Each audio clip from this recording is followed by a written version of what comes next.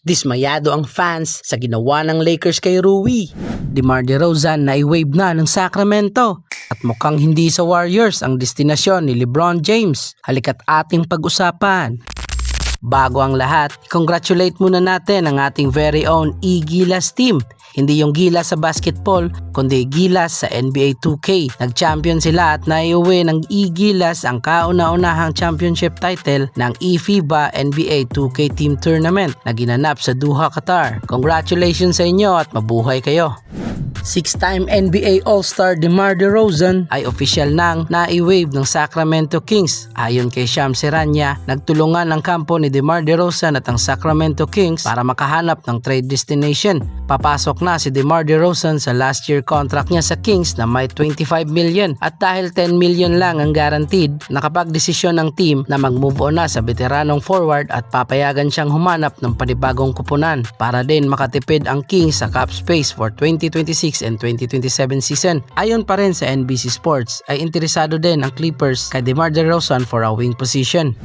Lakers update mga Volers, opisyal na nga ang nabuwag ang starting five ng Los Angeles Lakers na tumalo sa Houston Rockets nung nakaraang playoffs. Ito na ba yung tinatawag nilang LeBron effect?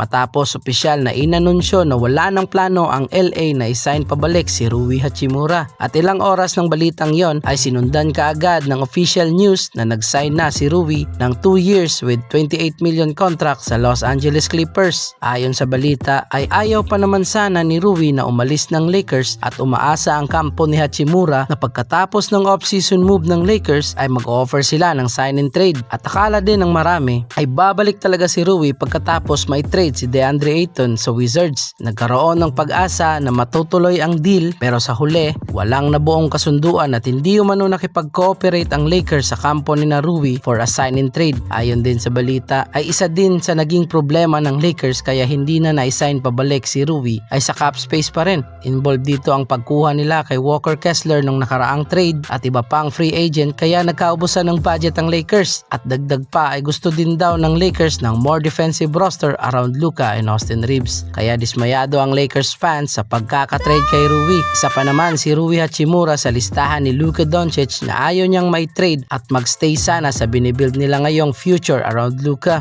Sayang si Rui mga ballers. Pero ganun talaga, business is business. Ngayong nasa Clippers na siya, magandang addition pa rin naman si Rui sa team. Pamalit sa naiwang role ni Kawhi Leonard at John Collins. Si Hachimura ang magiging stretch forward ng Clippers since may 44% ito sa 3-point line noong nakaraang season at tumaas pa ng playoffs. Ayon din sa balita ay pinili pa rin ni Rui Hachimura na magstay sa Los Angeles Clippers due to strong Japanese sports market.